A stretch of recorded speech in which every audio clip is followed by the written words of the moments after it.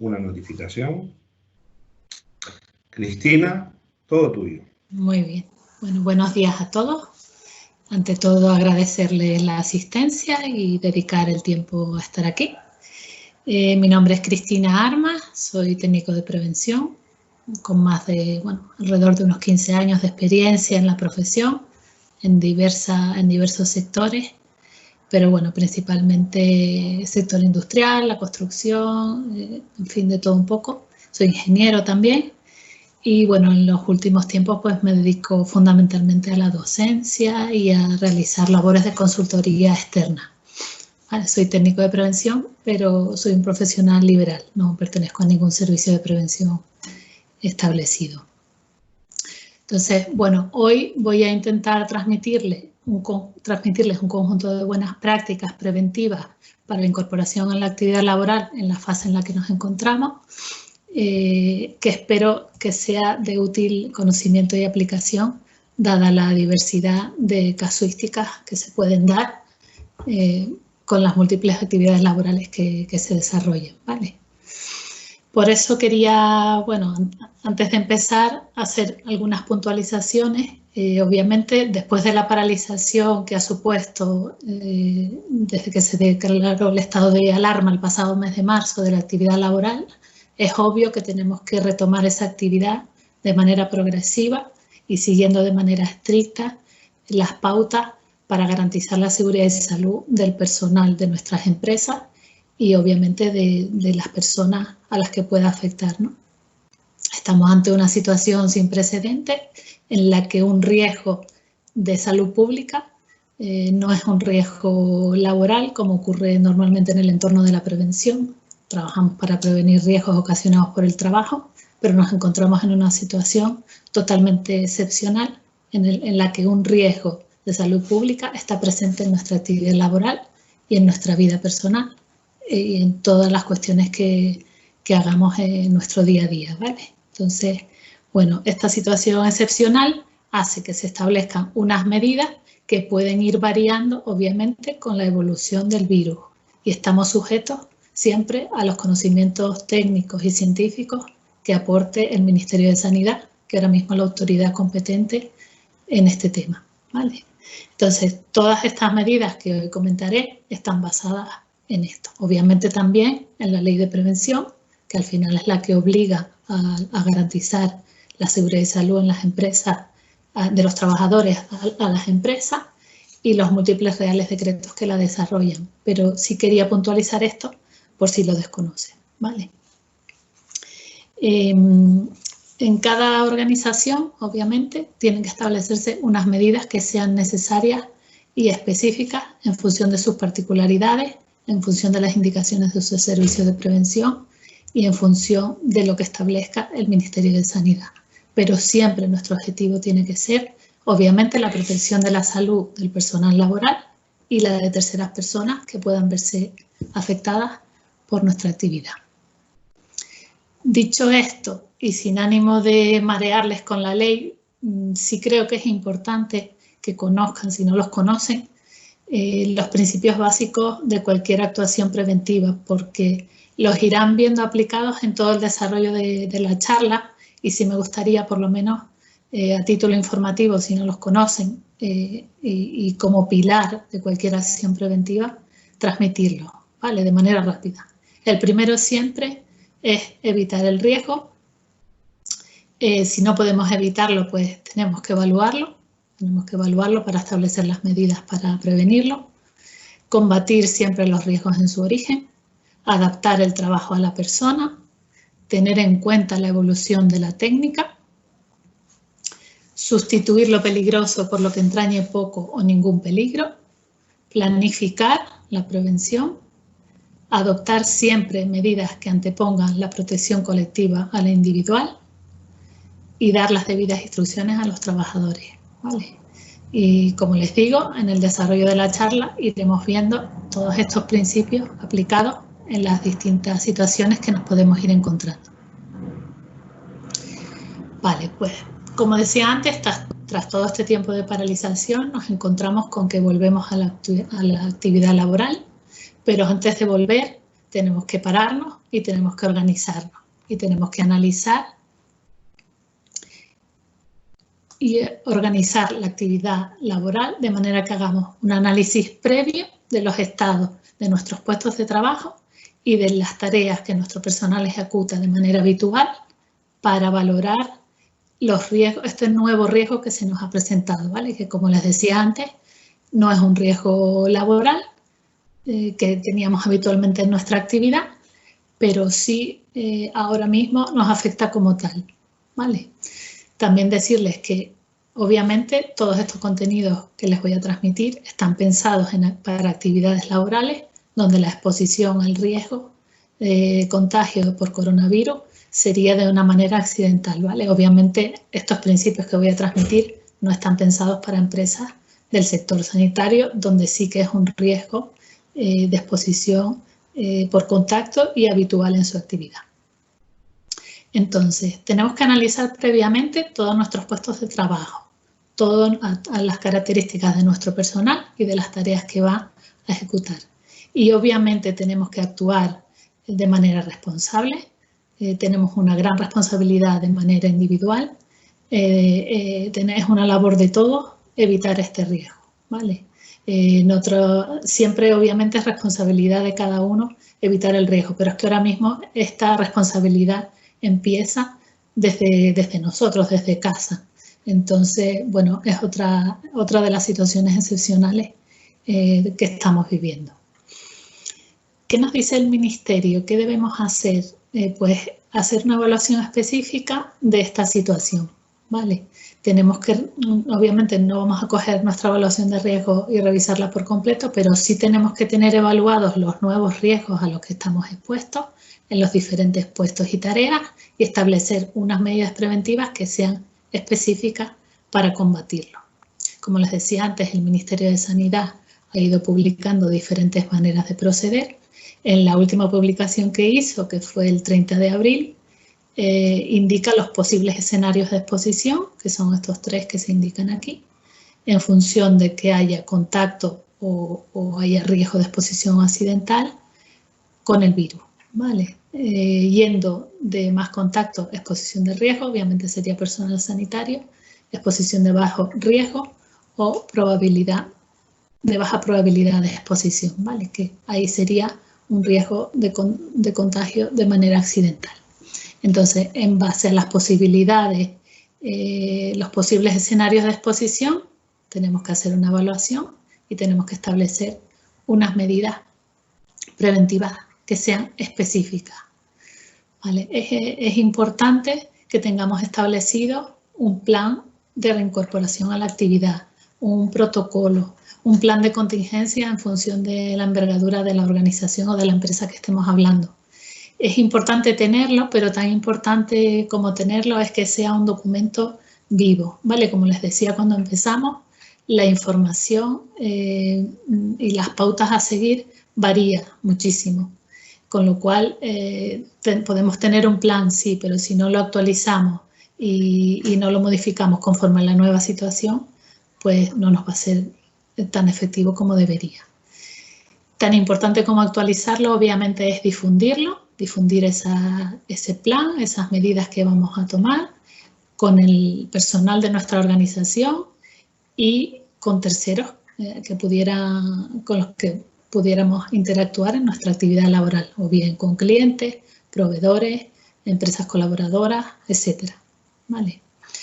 Y por supuesto, como les decía al principio, la responsabilidad y el compromiso individual de cada uno como persona, como persona miembro de una organización, desde más arriba hasta el último, o como cliente o como ciudadano, es primordial para contribuir a la mejora de la seguridad.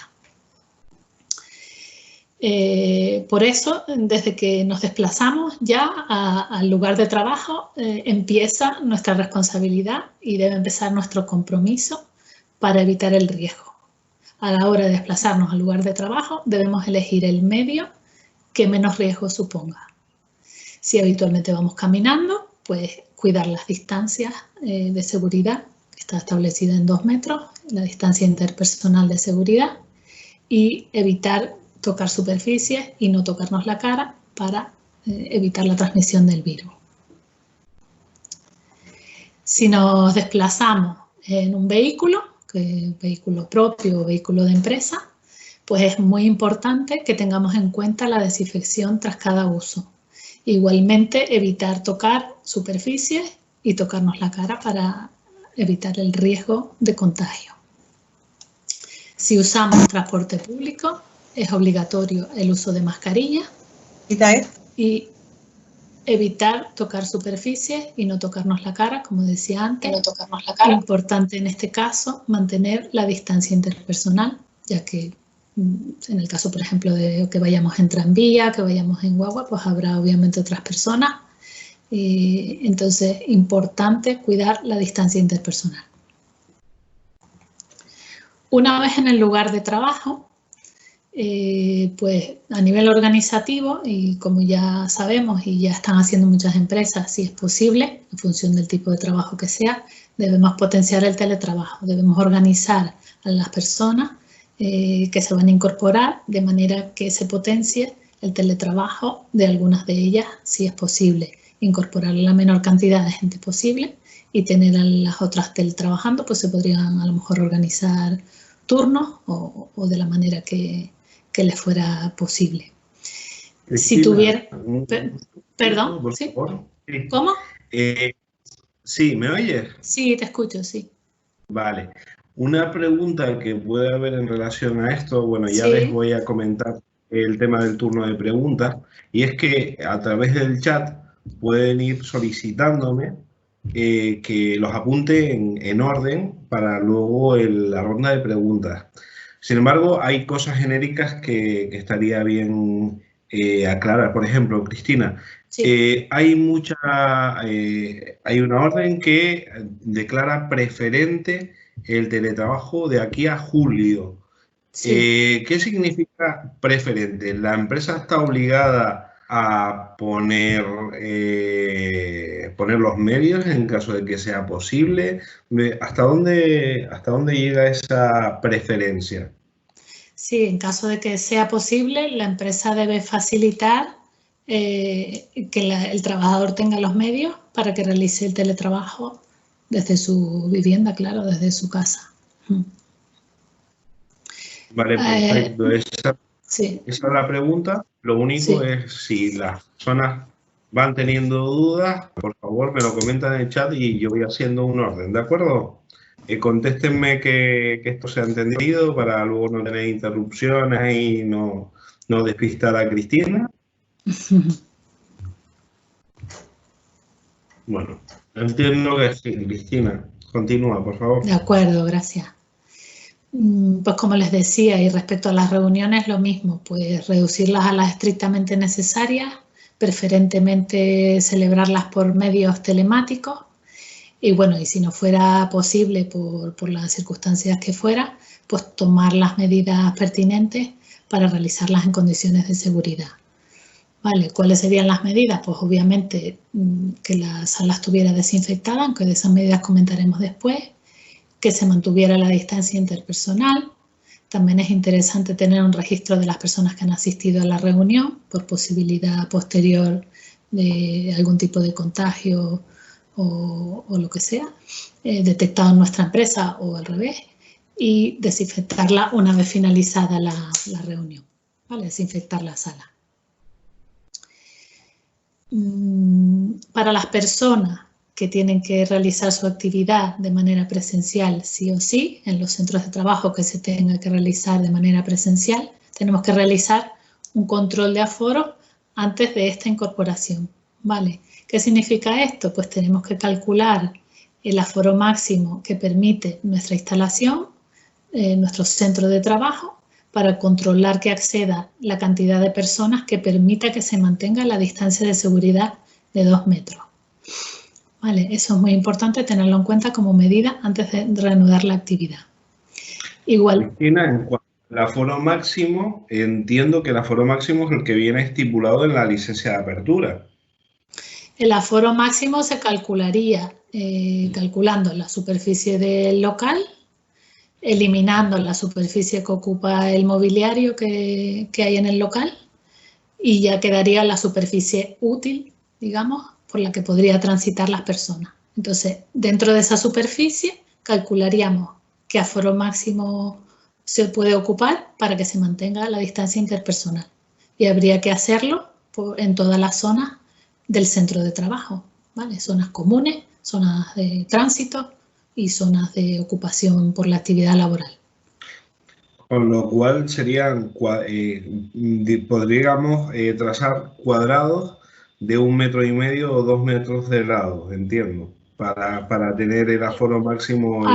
Claro, alrededor de cada trabajador, exactamente, alrededor de cada puesto de trabajo. Si son trabajos fijos, bueno, eso lo veremos un poco después. Pero claro. Sí, sí. Pues como les decía, igual tan importante como el control de aforo, realizar una limpieza integral del centro de trabajo antes de reanudar la actividad. Y debemos organizar esta reincorporación de manera controlada. ¿Qué quiere decir esto? Pues que sea de manera progresiva, de manera escalonada. Una manera de hacerlo es adaptando las jornadas de trabajo. De manera, por ejemplo, que establezcamos un horario flexible de entrada, podría ser. Y así evitamos concurrencias tanto en el acceso como en la salida al lugar de trabajo. Si tenemos que fichar, pues en la zona de fichar, o en los pasillos, escaleras, etcétera, que utilicemos para desplazarnos hasta el lugar de trabajo. Vestuario, si fuera un trabajo en el que tenemos que cambiarnos de ropa, etcétera. Entonces, es muy importante adaptar la jornada para evitar la concurrencia y evitar, una vez allí, como los tengo puesto aquí, como todos sabemos, los saludos con contacto físico. Aún así, obviamente no van a estar entrando de uno en uno, si es una empresa que tenga mucho personal o lo que sea, pues si hay personas que necesitan estar esperando en el exterior, es recomendable señalizar las ubicaciones donde estarían estas personas esperando para acceder al centro de trabajo y así evitar que se rebase la distancia. También es aconsejable, si lo permiten las dimensiones de nuestra instalación, las características, diferenciar zonas de entrada y salida al centro de trabajo. A lo mejor resulta que tenemos distintas puertas o tenemos una puerta muy ancha en la que podemos separar zonas de entrada y salida. Entonces, si se puede diferenciar para facilitar el tránsito y la distancia de seguridad, pues es interesante hacerlo y señalizar a tal efecto esta circulación y así evitamos los cruces de personas. Una vez que llegamos, pues tenemos que controlar obviamente que no acceda personal ajeno, que acceda al personal estrictamente necesario, personal y digamos de la organización y ajeno a la misma, pero que no entre por motivos superfluos, digamos así, pues tendremos clientes, proveedores, lo que comentábamos antes, pero controlar el acceso y colocar desinfectantes de mano siempre a la entrada, ¿vale? Será necesario seguro en más puntos, pero a la entrada sí o sí tiene que haber y tener asegurada su recarga para que todas las personas que accedan se desinfecten las manos antes de entrar. Si tenemos sistemas de fichaje por medio de huella dactilar, debemos evitar su uso. Hay otros sistemas que permiten el fichaje, hay algunos incluso a través del propio teléfono móvil de la persona o el que consideraran implantar, pero se debe evitar. Si no fuera posible, tenemos que extremar las medidas de higiene, tanto de la persona que va a fichar como la del propio dispositivo. El personal tiene la obligación de cooperar siempre con las medidas preventivas adoptadas por la empresa. Siempre en cualquier ámbito preventivo, pero obviamente ahora, como les decía antes, muchísimo más. Todos estos procedimientos de higiene y todas estas pautas a seguir, es muy importante que estén apoyados con señalización y con cartelería que se ubique en el centro de trabajo. El Ministerio de Sanidad también ha publicado distintos carteles, infografías que son aconsejables imprimir y poner si no tenemos unas propias, porque son bastante ilustrativas y ayudan bastante a tenerlas en las distintas áreas del centro de trabajo. Si realizamos, si en nuestro centro de trabajo concurren distintas empresas, o si nuestra empresa realiza su actividad laboral en un centro de trabajo ajeno, pongo un ejemplo, una empresa que se dedique, que sean instaladores, pues no sé, un instalador de un aire acondicionado, pues no sé, se me ocurre ahora mismo ese ejemplo, o al revés, o a nuestro centro de trabajo viene un instalador a realizar un trabajo. En fin, cuando hay dos empresas diferentes que concurren en un mismo de trabajo, tienen obligación de coordinar esas actividades que van a realizar desde el punto de vista preventivo, de informarse de los riesgos de cada actividad y de las medidas preventivas a aplicar en cada caso. Pues bien, en la situación que nos ocupa por el riesgo de contagio, las medidas preventivas que tienen que aplicar serán las mismas para todo el personal, ¿vale? Tiene que haber un intercambio de información y una perfecta coordinación y utilizar siempre las mismas medidas de prevención tanto para los trabajadores de una empresa como de la otra. Si la empresa realiza trabajos por turno, pues también es importante adaptarlos para evitar la concentración de personal. Por ejemplo, pues no sé, se me ocurre entre turnos dejar un espacio de tiempo para, pues a lo mejor incluso si son turnos que implican que el personal llegue y se tenga que cambiar de ropa o lo que sea, usar vestuarios, aseos y tal, pues oye, que haya tiempo de desinfección, de ventilación, de limpieza y obviamente que no haya concurrencia en las entradas y salidas como comentábamos al principio. Otra de las medidas fundamentales junto a la higiene personal es mantener la distancia de seguridad de 2 metros alrededor del puesto de trabajo, ¿vale? Esta distancia me refiero a distancia entre trabajadores o distancia entre la persona que está trabajando y las vías de circulación que tenga a su alrededor. Si no fuera viable mantener esta distancia, tenemos que implantar medidas de protección colectiva. Si por los motivos que fuera, por las características del puesto de trabajo en sí o de la instalación, obviamente por causas justificadas, no podemos implantar un sistema de protección colectiva, pues podemos pensar en medidas alternativas como pudieran ser que esa tarea se pueda ejecutar de forma mecanizada o se pueda hacer uso de equipos de trabajo que permita que los trabajadores se encuentren alejados.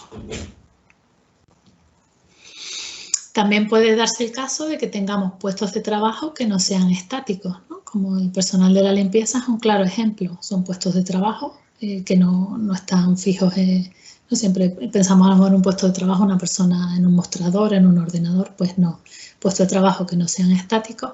Tenemos que tener en cuenta una organización y una planificación del mismo para minimizar la concurrencia tanto entre ellos como con terceras personas.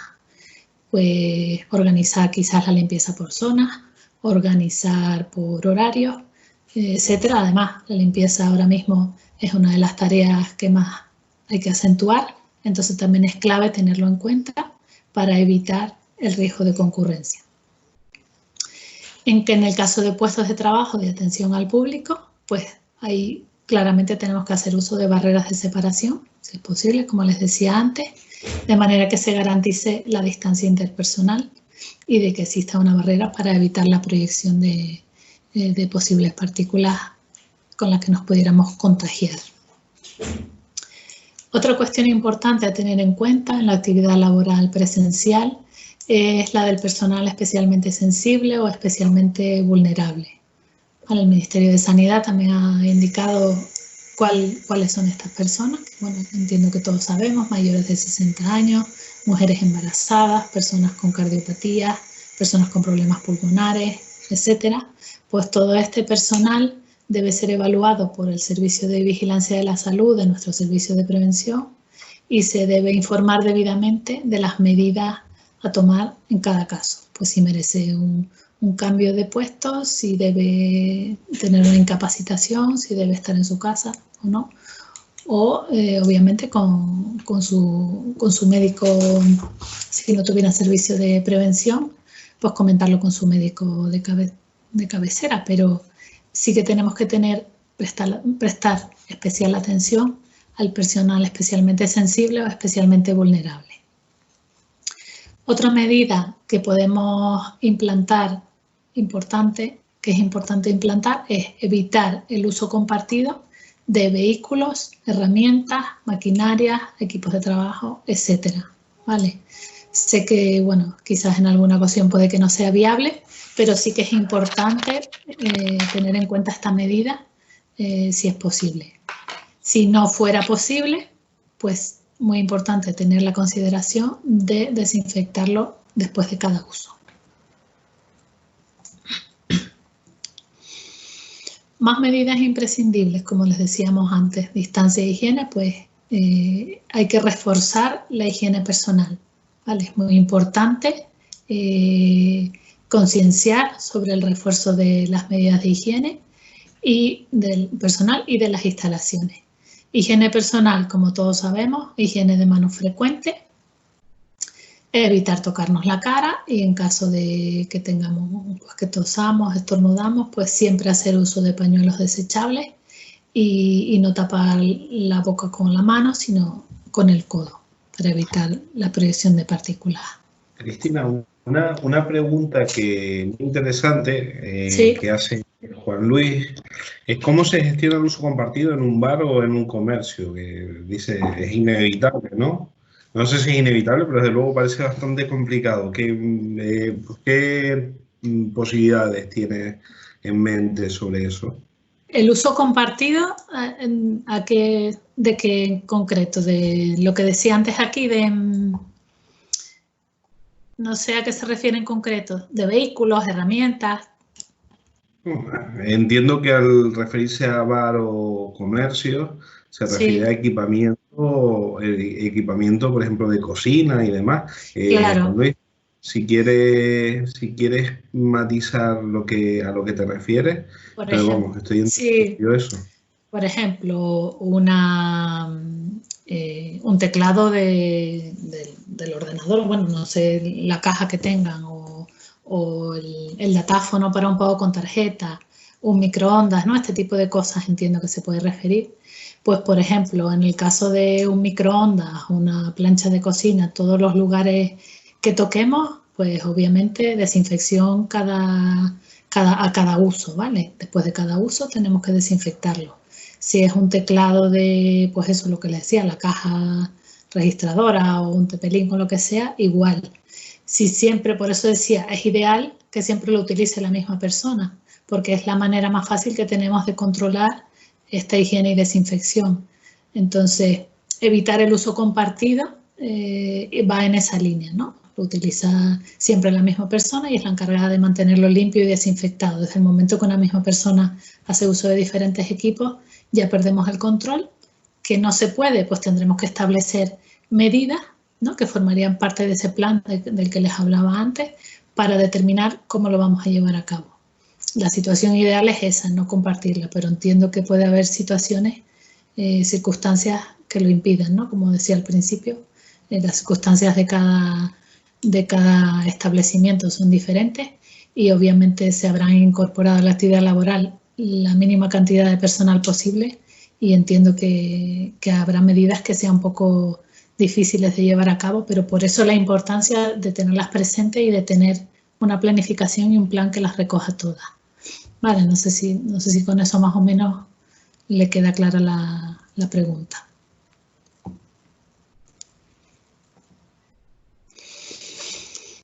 Vale, pues hablábamos de la higiene personal y de la limpieza del centro de trabajo. Respecto a la limpieza del centro de trabajo, hay que realizarla de forma frecuente y de forma exhaustiva, ¿vale? Una limpieza diaria y más de una vez al día. Con los desinfectantes apropiados. El Ministerio de Sanidad también ha publicado un listado de los virucidas autorizados y que son efectivos para este fin, ¿no? Para desinfecciones contra el coronavirus. Entonces debemos consultarla y debemos hacer uso de ese tipo de virucidas que son los que nos garantizan esa desinfección de manera efectiva. Esta limpieza debe ser exhaustiva e insistir en las zonas de contacto frecuentes, ¿vale? Pues las puertas, los teclados, todos los lugares ventanas, lo que sea, los lugares donde más tocamos con frecuencia. Y luego, pues para los tránsitos también es interesante disponer de felpudos humedecidos con algún producto desinfectante, pues que favorecería también que a la entrada al establecimiento se disperse lo menos posible. El personal de limpieza, que sí que va a estar directamente expuesto al riesgo en caso de que hubiera contaminación, pues tenemos que tener especial atención a que haga uso de los equipos de protección individual necesarios. Y también tenemos que prestar especial atención a su carga de trabajo, ¿vale? Tenemos que tener en cuenta que se multiplica la carga de trabajo habitual y, bueno, al final es carga física y es carga mental, y estamos hablando de prevención de riesgos laborales, sí, principalmente de coronavirus, pero hay efectos colaterales que también tenemos que tener en cuenta.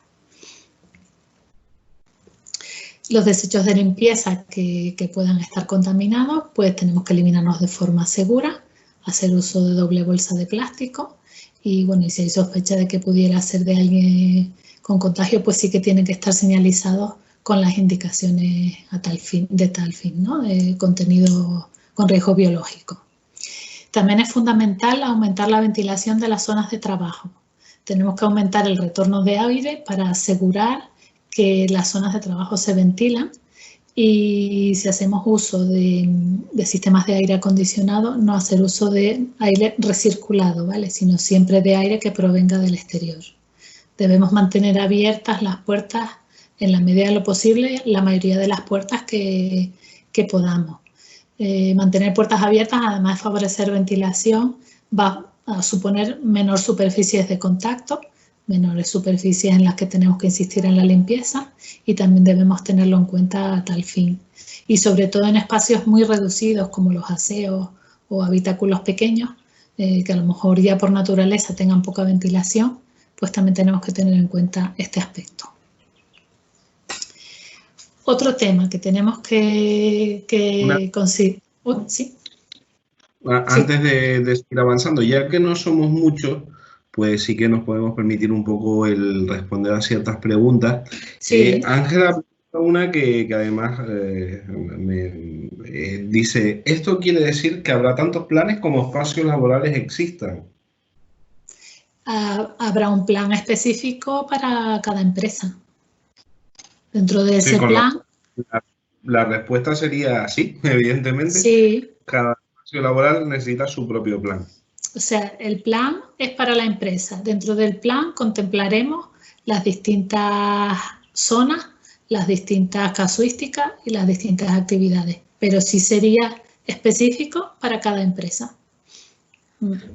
Yo creo que, Ángela, ¿ha quedado tu pregunta respondida? Vale, dice que sí, así que nada, continúa, por favor. Vale. Se trataría de recoger todas estas medidas y el protocolo de actuación en caso de que hubiera un contagio, que lo comentaremos al final, ¿vale? Pero sí que sería específico de cada organización. Seguimos con cuestiones de la actividad laboral presencial. A la hora de comprar o de vender, ¿no? Si tenemos a lo mejor, pues no sé, se me ocurre una tienda de ropa o de productos que podamos comprar y vender, que podamos vender por internet, pues podríamos fomentar este método de compra no presencial. Si no disponemos ya de él, y si lo disponemos, pues mejor explotarlo y fomentarlo. Y si lo podemos llevar a domicilio, pues por supuesto mejor que mejor. Respecto a recepción de mercancías de proveedores, debemos establecer un horario, de manera que evitemos concurrencia, ¿vale? Como hemos estado hablando desde el principio. Lo hacemos internamente, pero también con cualquier servicio externo. Pues evitar una franja, o sea, establecer una franja horaria para evitar que nos esté viniendo proveedores en cualquier momento del día que pueda coincidir con a lo mejor otra actividad que desempeñemos. Si podemos organizar alguna entrega mecanizada, mejor. Mantener, por supuesto, la distancia de seguridad. Si tenemos que firmar albaranes, etcétera, pues si podemos hacerlo con firma digital, mejor, para evitar manipular al máximo posible el papel. Si podemos hacer los pagos online, con el teléfono móvil, con tarjeta o lo que sea, pues mejor que mejor, ¿vale? Evitar manipular el dinero al máximo también y cualquier tipo de papel y obviamente folletos, este tipo de cosas que podamos tener, pues las cartas en una cafetería o folletos informativos que podamos tener en la recepción de nuestra empresa. Todo este tipo de cosas tenemos que evitarlas. Al final son superficies de contacto y de riesgo. Vale, hemos hablado un poco de actividad laboral en zonas de trabajo, pero bueno, luego también en nuestro centro de trabajo tendremos zonas comunes. Zonas comunes que son pues los aseos, vestuarios si tenemos un office donde solemos desayunar, almorzar, los pasillos, una sala de espera, etcétera. Entonces, en estas zonas, igual que en las demás, tenemos que hacer un control de aforo, ¿vale? Promover el uso escalonado. Pues si tenemos una cocinita donde vamos a desayunar, pues tendremos que organizarnos para ir a desayunar por turno, por ejemplo. El tema de los vestuarios, pues ya un poco lo comentamos antes con el tema de la organización de los turnos de trabajo y de la organización de los horarios de entrada y salida. Las dimensiones reducidas pues pueden provocar eso, que hagamos un uso individual. En función de las dimensiones en cada caso, pues estableceremos cómo haremos ese uso y se señalizará a tal fin, ¿vale? Es muy importante señalizar y poner carteles informativos porque, bueno, estas zonas puede también que sean utilizadas por personas ajenas a nuestra empresa y es importante transmitir estas normas, como digo yo siempre, concienciar, repetir. Nunca nos tenemos que cansar de repetir en prevención y es una manera de interiorizar. También, por ejemplo, si tenemos ahora, por ejemplo, las tiendas o las peluquerías, las tiendas de ropa que están trabajando bajo cita previa, pues es importante transmitir todas estas cuestiones, todas estas normas, desde que concertamos la cita, ¿vale? Para que la persona cuando venga ya sepa lo que tiene que traer, que tiene que venir solo, etcétera, ¿no?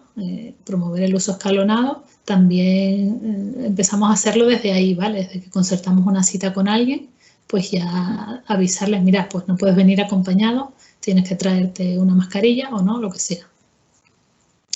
Debemos suprimir al máximo, no podemos prohibirlo lógicamente, pero el uso de ascensor restringido al máximo posible, priorizar el uso de escaleras.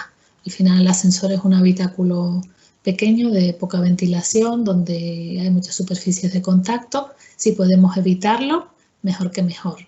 Si usamos las escaleras, tenemos que señalizar en ellas los sentidos de circulación para evitar, como decíamos antes, los cruces de personas de manera accidental, ¿no? Que se transite de forma ordenada. Y bueno, sí, obviamente habrá casos en los que haya que usar el ascensor, hay personas que lo necesitan, entonces que lo utilice una sola persona y desinfectar tras su uso cada vez que se utilice. En los pasillos, si son pasillos amplios que nos permiten circular en dos sentidos, definir estos sentidos de circulación y implantar balizamientos, disponer de señalizaciones que nos informen de los sentidos y, por supuesto, establecer estos sentidos de manera que se mantenga la distancia interpersonal, ¿vale? Que las personas que circulen por él estén a 2 metros o bien poner una barrera intermedia si lo permite el pasillo, ¿vale? ¿Que no lo permite? Pues debemos establecer pasillos de sentido único, estableciendo un pasillo, por ejemplo, de entrada y otra vía alternativa de salida, si lo permiten las características de nuestra instalación, ¿vale? Aquí, como les decía, las circunstancias pueden ser muchas, pero bueno, se plantean medidas para que las piensen y las puedan adaptar. Obviamente, todo el personal que acceda tiene que estar informado de por dónde transite, es muy importante también. Entonces, informar a nuestro personal y si por esos pasillos puede pasar personal ajeno, pues también disponer de señalización e información para estas personas que podrían transitar por allí. Ahí tienen un ejemplo, por ejemplo, de un esquema de de un lugar de trabajo que no permite tener doble sentido en el pasillo por sus dimensiones. Pues hay una puerta de entrada, una puerta de salida, se marca un recorrido de manera que si estamos transitando por ese establecimiento, sabemos que tenemos siempre que circular en ese sentido. Si se nos olvidó algo y tenemos que volver atrás, pues volver siempre respetando esa norma de circulación que debe estar señalizada de manera clara y visible. Tenemos que tener en cuenta a la hora de estas circulaciones por los pasillos, no anular rutas de evacuación en caso de emergencia cuando ponemos barreras físicas. No deben ser modificadas si tenemos unas rutas ya establecidas en nuestro plan de emergencia. Puede que haya casos en los que no lo podamos evitar, entonces, bueno, si no lo podemos evitar, pues tendremos que establecer una nueva ruta de evacuación e informar al respecto a todo el personal afectado. Pero tenemos que acordarnos y tener presente no obstaculizarla, ¿vale? Vale, pues vistas las medidas organizativas para evitar el riesgo evaluado, etcétera, vamos a hablar un poco de protecciones colectivas, ¿vale? Cuando con las medidas que hemos implantado no podemos garantizar que se mantenga esa distancia mínima de seguridad en vías de circulación, en puestos de trabajo, etcétera, pondremos barreras de protección física. Estas barreras normalmente son de cristal, de materiales como cristal, metacrilato, plástico, etcétera. Pero es muy importante que tengamos en cuenta que estas barreras, como parte de nuestro lugar de trabajo, también tienen que cumplir con la normativa, ¿vale? Y tenemos que atender a sus características de resistencia, de fácil limpieza y desinfección, visibilidad a través de las mismas, que tengan elementos identificables para evitar riesgos de choques y golpes, etcétera. Mucho cuidado con este tema porque a lo mejor estamos pensando en paliar una cosa y vamos a introducir un riesgo en otra. Entonces vamos a poner barreras así si son necesarias.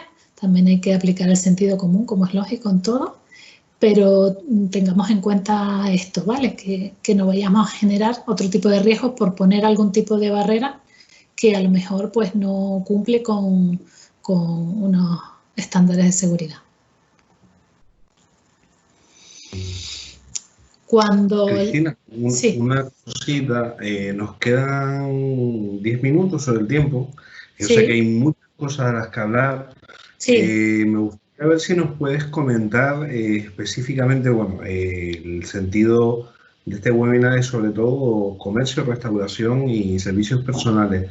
Entonces, bueno, en cuanto al acceso a clientes, me gustaría que nos hablase específicamente del tema de qué pedir o cómo gestionar el tema del acceso de los clientes a los espacios, ¿vale? Vale. Porque, bueno, me imagino que es una de las cosas que estará preguntándose la audiencia, ver cómo ven esas cosas, ¿vale? Vale. A ver, en algunos de estos tipos de negocios, ¿no? Como hablaba yo antes, peluquería, tiendas de ropa, etcétera, se establece el sistema de cita previa para atender a estos clientes, ¿vale? Entonces, establecer un sistema de cita previa, comunicar las normas de seguridad, como por ejemplo, uso de EPI, no venir acompañados de otra persona. En el caso, por ejemplo, de trabajos de peluquería, estética, donde tenemos que retirar, guardar elementos personales de las personas que vienen, pues yo creo que lo suyo es indicar que traigan la mínima cantidad de cosas posibles. Si tenemos que recogerlas y guardarlas, pues que sea en bolsas que tengamos nosotros de plástico para que los puedan meter ahí y no manipularlos lo mínimo posible. En el caso, por ejemplo, de este tipo de negocios, también como tiendas de ropa, pues igual, bajo cita previa, comunicar normas de seguridad. Hay establecimientos que están están proporcionando a sus clientes mascarilla y guantes, y hay establecimientos que están pidiéndolo como obligatorio que lo lleven encima. Yo ahí entiendo que cada uno se debe organizar conforme a su forma de trabajar. Todos deben tener a disposición de sus clientes material de protección. Mascarilla y guantes, sí se recomienda el uso de guantes, ¿vale? Porque el uso excesivo de guantes nos impide la higiene de manos frecuente. Entonces, el tema de uso de guantes hay que ver bien en qué situaciones y de qué manera, porque a veces puede suponer un riesgo mayor. Hay que tener cuidado. En el caso de negocios como la restauración, cafeterías, restaurantes, a ver, en una cafetería obviamente no vamos a atender a personal bajo cita previa, pero sí que considero importante que haya una persona encargada de comunicar las normas de seguridad a sus clientes y un poco de hacer seguimiento de que se mantengan las distancias, de que si tenemos el servicio público a disposición, los aseos, desinfectarlos tras cada uso, etcétera. No sé si más o menos con eso hay algún detalle más que a mí se me pueda... No sé si con eso es suficiente. Bueno, yo creo que dado que nos quedan apenas 7 minutos y creo que esto puede resultar bastante interesante, sí. Yo creo que si tienen los asistentes los asistentes tienen alguna pregunta al respecto, sí que podríamos gestionar sobre todo las preguntas generales para dar respuesta a estas inquietudes. Vale. Entonces, por favor, el chat, escriban o incluso tomen la palabra con audio, ¿vale? Para ver cuáles son las dudas concretas para poder dar respuesta. Vale, el chat... A ver, Juan pregunta, ¿qué EPI deben llevar los camareros en el servicio de terraza o en una peluquería? Vale, los EPIs que se deben llevar cuando no podemos mantener distancias de seguridad, que bueno, ya por aquí los iba a comentar a continuación, son mascarillas, pantallas faciales cuando estamos realizando pantallas faciales o gafas. Las pantallas están resultando mucho más cómodas porque las gafas normalmente puestas durante mucho tiempo, si son estancas, son bastante incómodas. Hay personas que también tienen gafas de vista y tal. Entonces, las pantallas faciales impiden la proyección de las partículas, son cómodas su uso y son recomendables, ¿vale? Entonces, mascarilla y pantalla. El uso de guantes. Tenemos que tener mucho cuidado con el uso de guantes, ¿vale? El uso de guantes, como les decía antes, hace que la higiene de manos sea menos frecuente y que tendamos a tocar más superficies porque tenemos los guantes. Entonces, en el caso de uso de guantes tenemos que tener en cuenta o bien no, siempre desinfectar las manos antes y después de retirarlos y saber ponerlos y retirarlos de forma correcta, porque si no, nos confiamos que porque tenemos puestos los guantes estamos protegidos y no es así, ¿vale? Entonces, en el caso de usar guantes de nitrilo, yo creo que el uso de guantes debe restringirse a trabajos donde vayamos a tener contacto directo con un cliente, como pueda ser una peluquería, un centro de estética, pero para el resto de trabajos con higiene frecuente de manos, mascarilla y uso de pantalla si no podemos guardar la distancia, suficiente. Vale. Por otro lado, Ángela pregunta que si los bares también funcionarían con cita previa. Bueno, has comentado que no, pero... Entiendo que no.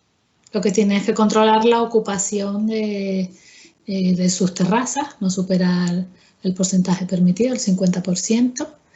En el caso de un restaurante entiendo que sí, pero es lo que les decía antes. Yo creo que lo más aconsejable en este tipo de establecimientos es que haya una persona que controle, porque es que es totalmente incontrolable.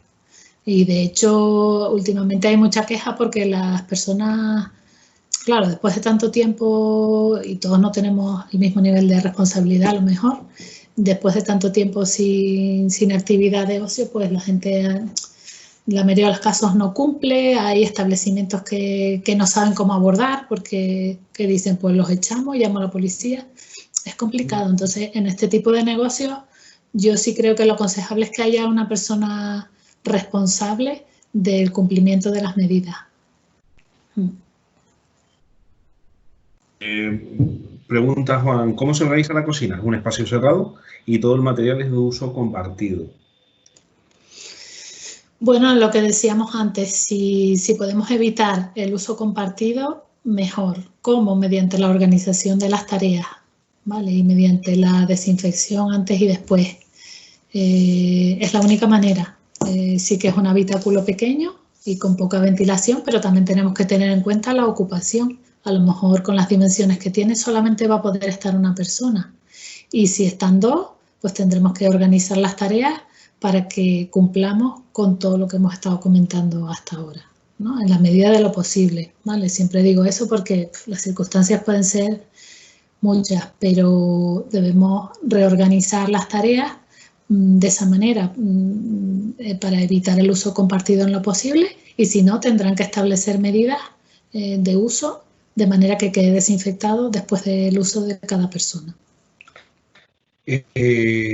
Pregunta María José por los EPIs en servicios de limpieza. Los EPIs en servicio de limpieza, pues lo mismo que decíamos, no puntualiza el tema de mascarillas, que lo iba a comentar. Las mascarillas quirúrgicas, que son las que todos estamos usando por recomendación, no protegen a la persona que las lleva, ¿vale? Protegen a terceros por si eres un posible caso de contagio, porque lo que hace es filtrar en el sentido de salida, digamos.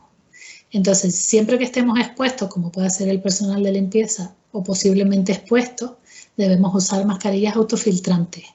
Pero es importante que tengamos en cuenta que estas mascarillas no tengan válvula de exhalación. Si esas mascarillas tienen válvula de exhalación, no estamos protegiendo a terceros, porque esa válvula no filtra el aire exhalado. ¿Vale? Entonces, tengan en cuenta con las mascarillas FFP2 ese aspecto. Entonces, mascarilla, uso de guantes, pero con cambio frecuente de guantes. Y luego obviamente la ropa de trabajo que entiendo que la usan habitualmente. Que bueno, eso no es un EPI, pero sí nos protege porque al final lo quitamos y lo lavamos. Pero mascarilla, uso de guantes y pantalla si estamos, claro, pantalla facial si estamos expuestos, o gafas para impedir la entrada por vía ocular. Una cosa, ¿qué entendemos por cambio frecuente de unos guantes de nitrilo, por ejemplo? En un entorno como puede ser un comercio, un bar, una peluquería. A ver, el cambio frecuente se entiende que cada vez que, por ejemplo, en una peluquería se puede entender pues cada vez que acabes de atender a un cliente concreto, higienizando las manos antes y después. En el caso de otro tipo de tareas, pues después del contacto con diversas superficies y de la manera más frecuente posible. Por eso decía antes que el tema de guantes se debe restringir y usar de la manera más restringida posible, porque al final fomentamos todo lo contrario, ¿vale? Fomentamos no higienizar. Entonces, si podemos evitar su uso, mejor. Obviamente en tareas de limpieza no, porque además tenemos otros riesgos de contacto con productos que estamos utilizando, pero la frecuencia de higiene debería ser exactamente la misma. Vale, está comentando Juan que precisamente hablando de higienización, entiendo que se refiere a la superficie. ¿Qué pasa con un bar o una peluquería donde el propio personal tiene que limpiar? ¿Cuántas veces habría que limpiar? Tiene mucha relación, por lo que veo, con la pregunta que se ha hecho, pero bueno, ya no estamos hablando de lavarte las manos, sino de higienizar la superficie. Hombre, higienizar la superficie, pues lo mismo, cada vez que terminamos un servicio a un cliente concreto, antes de empezar la jornada, al terminar la jornada, etcétera, continuamente. De acuerdo. ¿Más preguntas, por favor? Pueden escribirlas en el chat o pueden preguntar ya directamente a través del audio.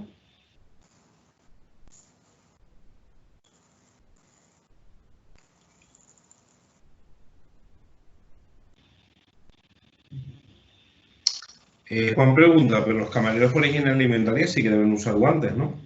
Sí, claro, obviamente si los tienen que usar por las características de su actividad, sí.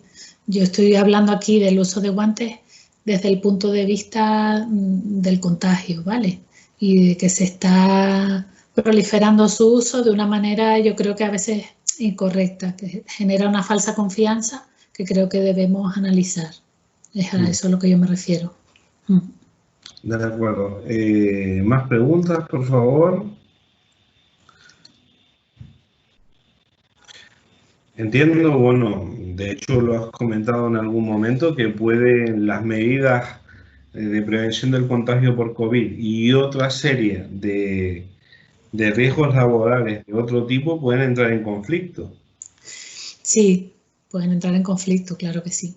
Por eso, importante los principios de la acción preventiva que ponía al principio, planificar, ¿vale? Y pararnos y analizar lo que decía al principio, no nos precipitemos por incorporarnos. Yo sé que ha sido mucho tiempo, que hay consecuencias económicas y de todo tipo en esto, pero hay que planificar y hay que analizar nuestras tareas, nuestra actividad habitual y cómo puede interferir en los riesgos que ahora tenemos para no ocasionar otro daño mayor. De acuerdo. Bueno, si tienen más dudas, tienen preguntas que hacer. Creo que el tema de los equipos de protección individual, bueno, entiendo que la mascarilla, bueno, lo que estabas comentando, la mascarilla quirúrgica no es un EPI, lo que estabas comentando de las mascarillas FFP2 y el uso de las pantallas faciales. ¿Algún aspecto general que debas comentar con respecto al uso general? Evidentemente ya has comentado que luego cada caso tiene que planificarse y tiene que revisar sus circunstancias concretas. ¿Pero alguna recomendación genérica más? Hombre, yo sí haría alguna recomendación respecto al uso correcto, ¿vale? Tenemos que tener en cuenta colocarnos los EPIs de manera correcta, en el caso de mascarillas que se adapten perfectamente a la cara, para que cumplan con su función. Si el EPI no tiene, porque los EPIs tienen talla, los EPIs tienen modelo y aparte de sus características como EPI, hay más factores que puede hacer que nos vaya mejor o peor por nuestra constitución o por lo que sea o por los conocimientos. Entonces es importante colocarlas de manera adecuada. Las mascarillas quirúrgicas tienen como una especie de alambre en el interior que precisamente es para eso, para que la ajustemos bien a la cara y quede bien sellada. Además, si los que utilicen gafas y se hayan puesto mascarilla, habrán visto que si no la ponen bien, empaña también la visión, pues nos podemos caer, en fin. Es importante también que respetemos sus características de uso, ¿vale? Respetar los tiempos, si se han humedecido, si se han ensuciado, si se han roto, desecharlas y usar una nueva. Vale. Una pregunta con respecto a mascarillas quirúrgicas y mascarillas FFP2. ¿Tiempo de uso seguro de cualquiera de las dos variantes? A ver, las mascarillas, no sé, cualquier EPI siempre tenemos que ceñirnos a lo que diga su fabricante, ¿no? Pero por lo general, una mascarilla quirúrgica tiene una duración, un uso más o menos de 4 horas, ¿vale?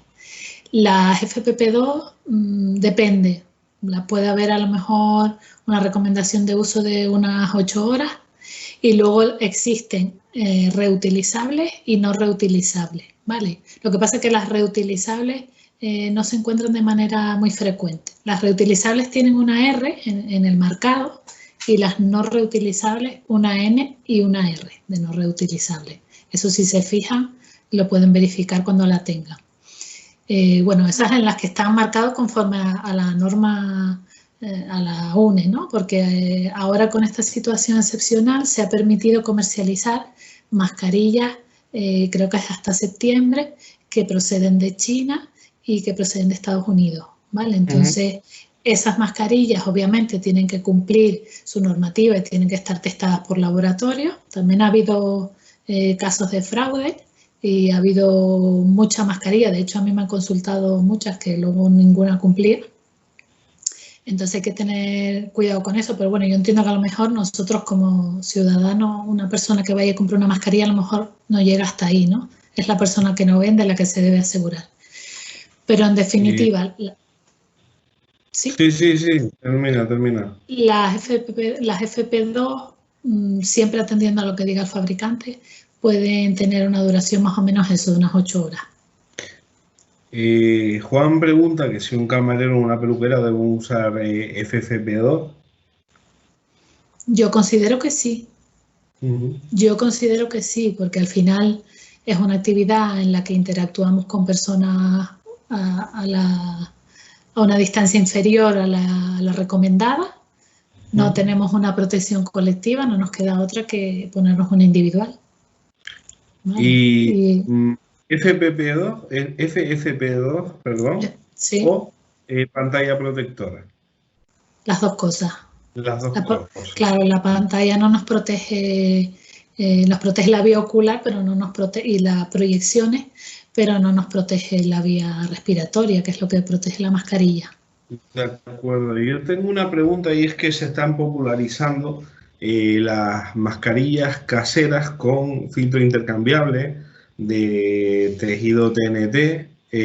¿Realmente a estos efectos tienen algún tipo de protección o de garantía de protección?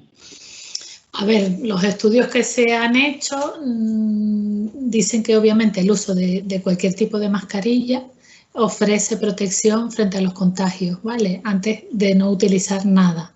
Pero sí es cierto que este tipo de mascarillas con este tipo de filtros, no sé a qué normativa de fabricación responden, no sé qué testeos se les hacen.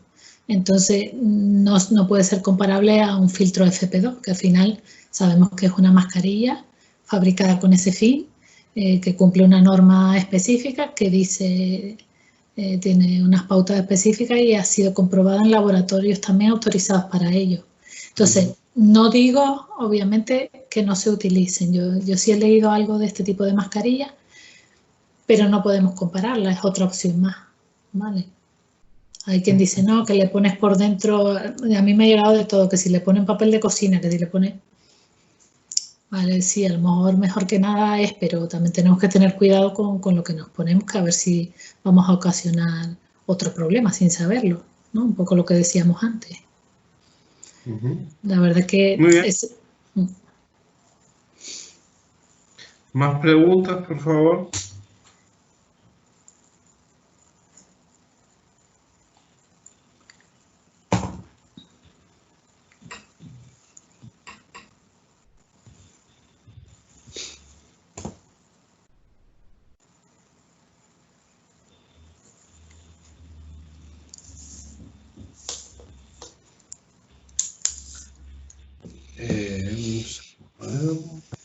¿Quiénes estamos? Dácil, Javier, José Gregorio, Juan, Luciana, María José. ¿Hay alguna, Sara, alguna pregunta? A ver si... Vale, Ángela da las gracias. Muchas gracias a ti, Ángela. Espero seguir viendo en otros webinars. ¿Más preguntas?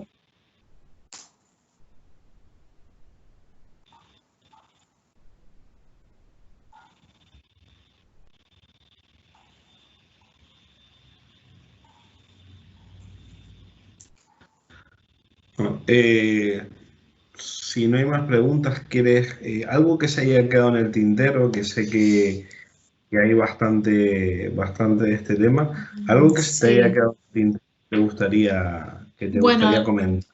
La parte final, que era un poco tener en cuenta el aspecto psicosocial de los trabajadores, ¿vale? Estamos hablando todo el rato del riesgo de contagio, pero hay otra cuestión importante que es pues personas que tienen miedo, personas que pueden tener en casa a alguien vulnerable. Hay un poco que apoyar al personal, comunicarnos, hablar, en fin, y entender que es una situación excepcional para todos, para el trabajo y para nuestra vida personal.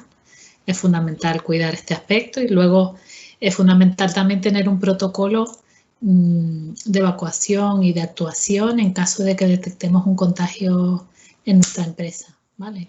tener establecido el sistema de comunicaciones, la persona que se encargará, pues eso, hay que informar a la empresa, hay que informar al servicio de prevención, hay que aislar la zona de trabajo donde estuvo esa persona, hay que comunicarlo a las personas que han podido tener contacto estrecho, etcétera, etcétera, ¿vale? Entonces es importante que tengamos establecido en nuestra organización un protocolo de actuación en caso de contagio, ¿vale? Para actuar de forma organizada, de forma rápida y para que haya unas personas identificadas como responsables de la operativa que pueda suponer.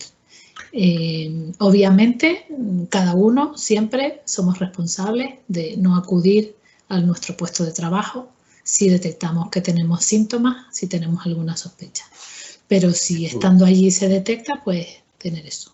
Voy a poner un ejemplo.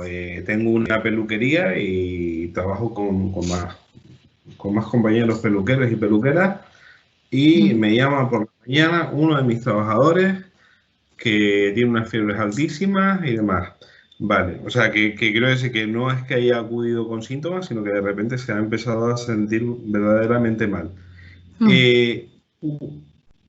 Si levanto el teléfono, ¿quién es la primera entidad a la que llamo? ¿Llamo a mi mutua? ¿A quién llamo? Sí, claro, tienes que llamar a tu servicio de prevención y la persona también tiene que llamar a su médico de cabecera. Bueno, primero hay un teléfono de asistencia sanitaria que le irá indicando en función de los síntomas las pautas a seguir, ¿vale? Porque al principio de todo esto pues se estableció ese teléfono para evitar la saturación de los centros sanitarios y se daba una pauta a la persona en función de la sintomatología.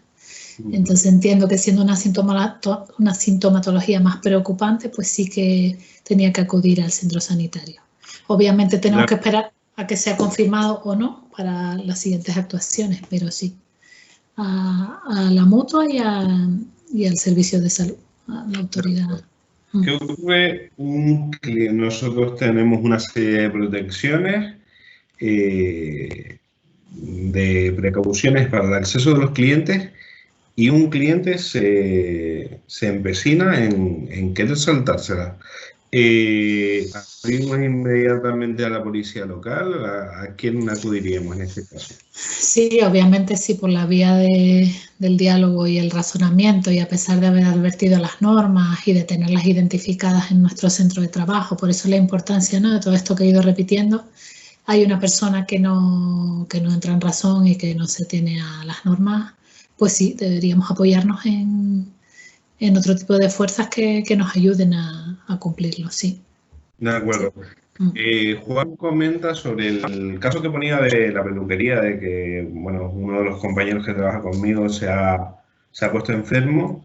Pregunta qué pasa con los compañeros que han estado en contacto con esa persona. Bueno, y entiendo que también tú, si formas parte del resto de trabajadores, pueden seguir trabajando.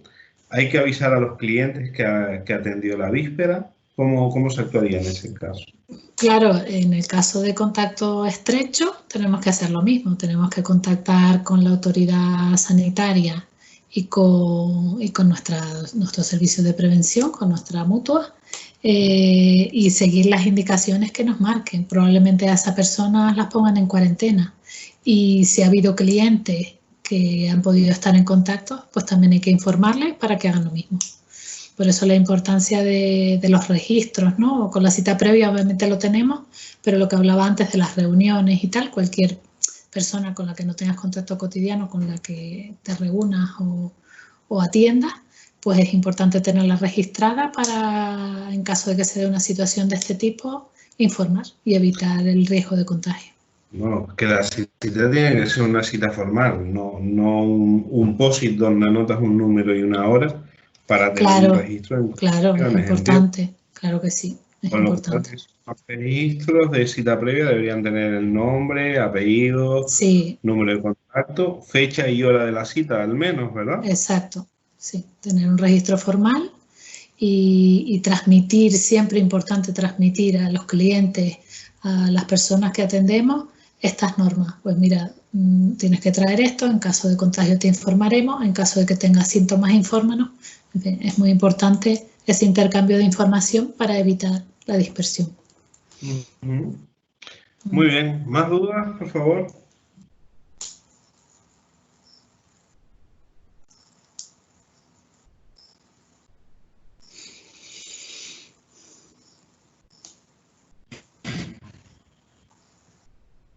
Voy yo a pasar aquí por si se me queda algo, pero no se quedaba nada. Entiendo que además un cliente que por lo que sea has tenido un contagio en tu empresa y un cliente que no te has puesto en contacto de forma inmediata por la posibilidad de contagio, te puede demandar. Entiendo que sí, obviamente entiendo que sí, ahí tenemos una responsabilidad. Sí. Vale. ¿Más dudas, por favor? Las personas que están, no sé qué, no hemos tenido ocasión de preguntarles qué tipo de negocio tienen, regentan o forman parte. Entonces, si quieren aprovechar unos minutitos para comentar qué tipo de negocio tienen y si hay alguna especificidad en ese tipo de negocio.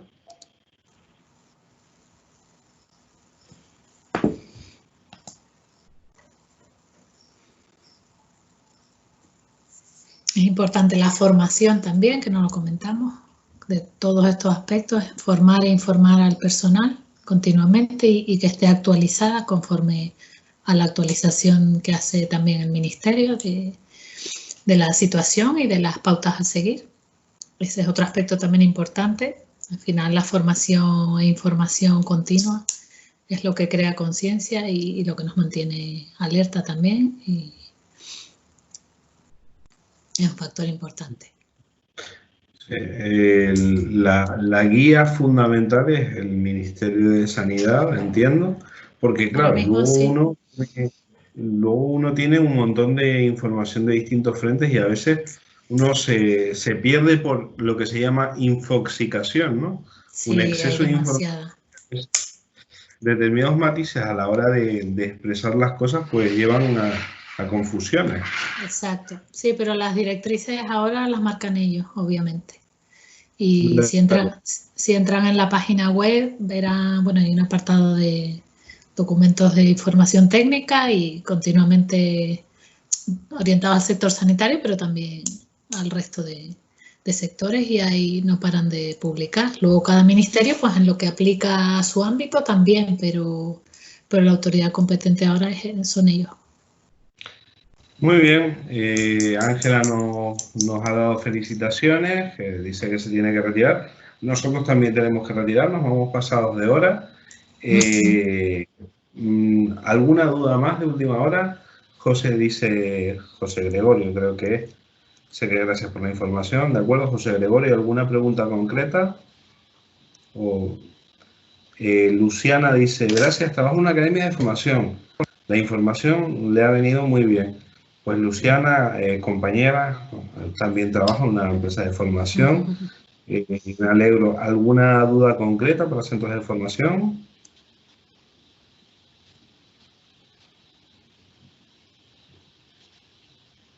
Entiendo que aunque los centros de formación no entramos dentro del sector mayoritario al que estaba enfocado este webinar, que es restauración, comercio y servicios personales, sí que ciertos elementos comunes sí que nos valen, desde luego. Claro, sí. Vale, muy bien. Dice Luciana que están haciendo lo que nos sugieren ustedes. Gracias.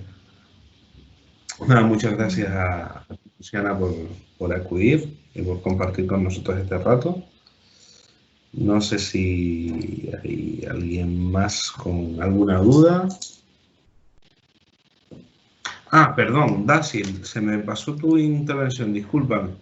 Dice Dasil, yo tengo un negocio familiar de restauración y soy propietario de una vivienda vacacional. Con la información aportada por Cristina he aclarado muchas puntualizaciones importantes. Genial, Daciel, ese es el sentido, servir de servicio público. Muchas gracias. El tema de felpudos impregnados, pregunta Daciel, con desinfectante para acceso y gel de hidroalcohólico, En entradas interesante e importante. Sí, comentaste el tema de los felpudos y el tema del gel hidroalcohólico. Entiendo que el tema del gel hidroalcohólico a la entrada es obligatorio para todo el mundo, ¿verdad? Sí, obligatorio, sí. Vale, y el tema de felpudos impregnados con desinfectantes, creí entenderte que era como recomendable, pero no lo percibí como obligatorio. ¿Lo puedes puntualizar, por favor? Es recomendable, yo diría, a ver, no es obligatorio, es una medida más, es recomendable.